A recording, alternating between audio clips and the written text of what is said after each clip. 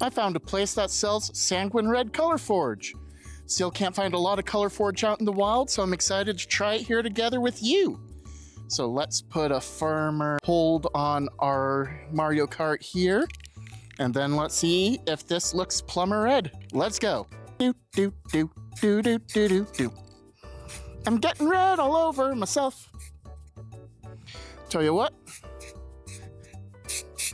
this thing does have better coverage than Mephiston Red from Citadel, so I am getting more in my hand than I usually would otherwise. I will admit, it looks real nice under this natural sunlight, and I can again confirm that ColorForge has the best coverage because look at how much I got on my hands.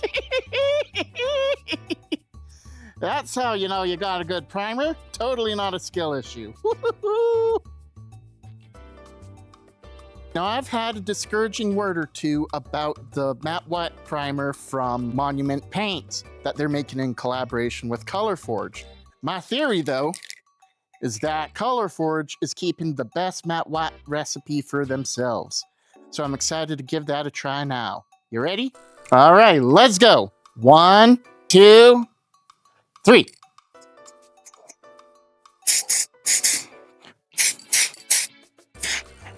Well, that didn't take much. That's some decent coverage right there. Wow. And I will say, I think it looks better than Citadel's White Scar, too. Well, let's keep going, see where this takes us. Well, shoot, I've already covered almost all my red undertone. That'll make applying the Imperial Fist yellow pretty interesting if we don't have a ton of red to transition from. So yeah, you saw it here, real time. This stuff's pretty powerful. All right, so because I'm out traveling, I really don't want to reinvent the wheel here. I am just going to work with the model I primed. I bought one model, 2 primers. I got 1 brush to make it work, and 1 pot of Contrast Imperial Fist, because I'm going to be back home in a few days, and I just really don't want to have to rebuy everything I would normally work with. So I did, however, pick up a $6 pair of sprue cutters just to get this built, and then I used those same $6 sprue cutters to make myself a paint pot. Yes, ladies and gentlemen, we are working with that Joe Caro mindset. This is a can of Coke. I drank the Coke, and now it shall be my paint pot. So now that we have all the tools, now that we have our basic caveman tools to get this painted, let's get this painted. So what my plan is right now is I'm just gonna get the basics done, kind of as a way to stretch myself on how much I can get done without my normal tools. So a little bit of back to basics, as well as, you know, kind of a fun exploration of these 2 primers since I've now got the chance to use them. So let's dab up our brush.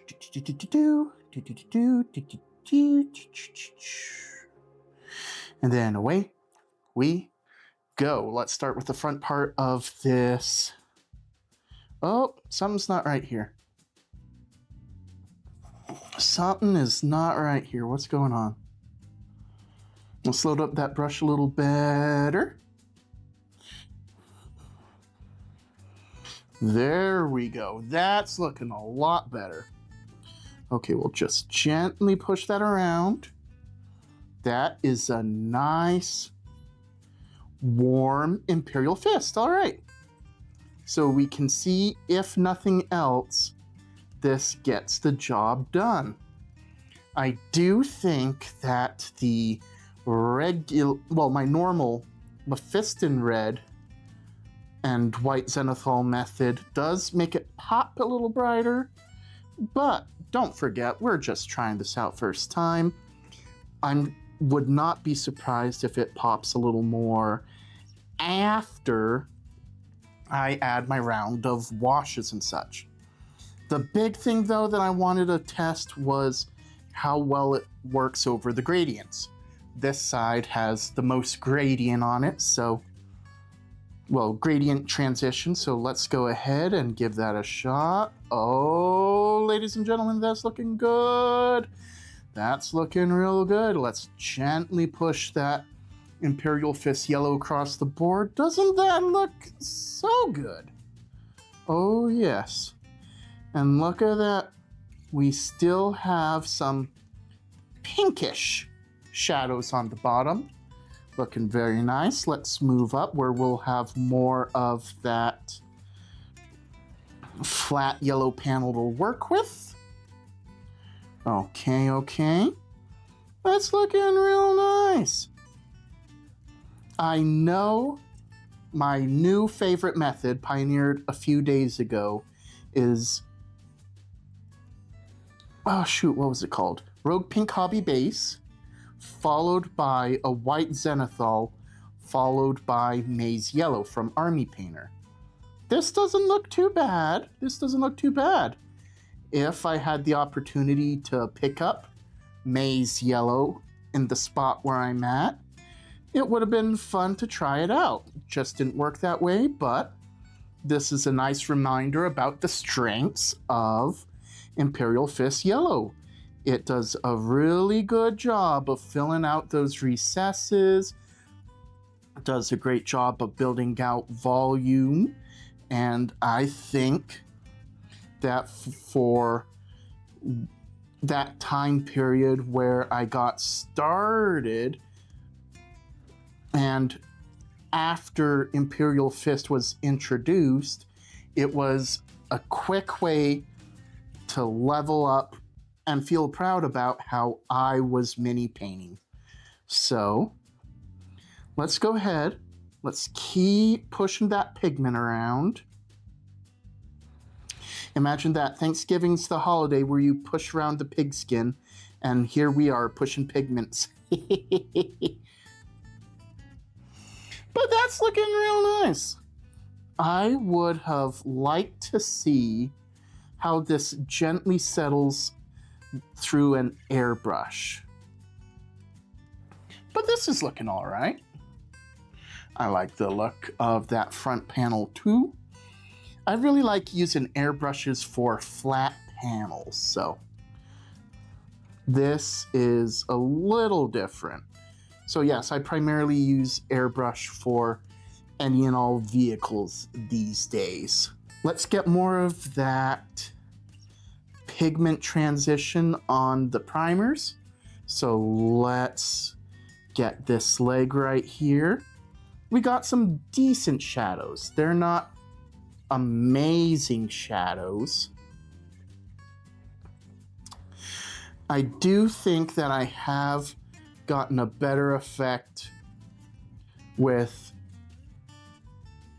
white primer and Mephiston Red, not gonna lie. However, this doesn't look bad. This doesn't look bad by any means. I think this would have looked better, though, if I were using the Rogue Hobbies Pink instead of the Sanguin Red. However, now that I got it, I'll look for some opportunities to use it elsewhere, even if it's not going on my Lamenters.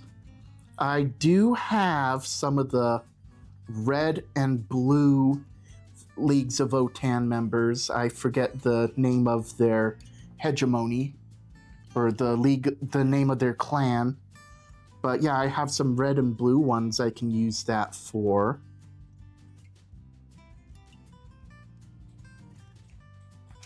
But yeah, I think this is all right. Let's get the backpack. I love seeing how the backpack changes as I put pigments over it. And away we go. Well, there we go. That's looking all right. Not amazing, not terrible, just all right. I think the shadows are a little harsh, so I don't see myself using this Sanguin... Oops, Oops, I put my fingers all over the spot where I painted. Does that ever happen to anyone else? Where you get so lost in the moment where you end up putting your fingers on spots you just painted? Let me know down in the comments. So looking at the way the Imperial Fist is interacting with the Sanguin Red and White Matte Primer, I feel comfortable saying that I will not be using this color combination again. Now, I will, however, keep using the Matte White Primer because so far it's the best matte white primer I've used outside of White Scar and the Fine Tamiya primer. So I feel very comfortable recommending it. Sanguin Red also applied very consistently and was quite delightful to use. I was able to remove most of it from my hands, but it's still going to be there for a couple days, I think. But I would say that this miniature is something I'm going to touch up with some airbrushing. I think I'm going to finish this off with an airbrush or... Yeah, I'm going to finish this off with an...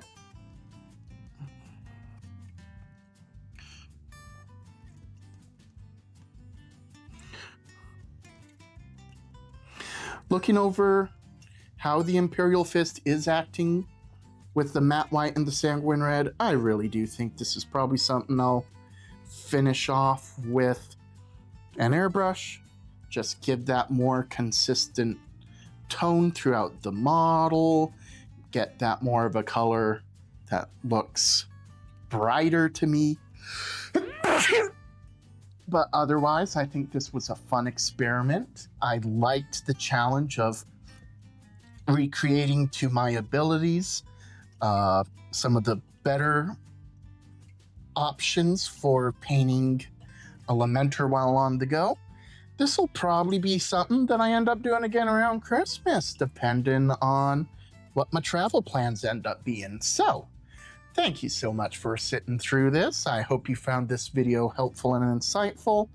Have you used Sanguin Red for any Lamenters or Imperial Fists? It looks like it would be fantastic for regular Blood Angels. What's your favorite primer to Zenithal with? What do you do when you're traveling? Do you do any painting on the road, or do you make yourself wait until you get home? Stay safe and party like the rock star you are. Adioski!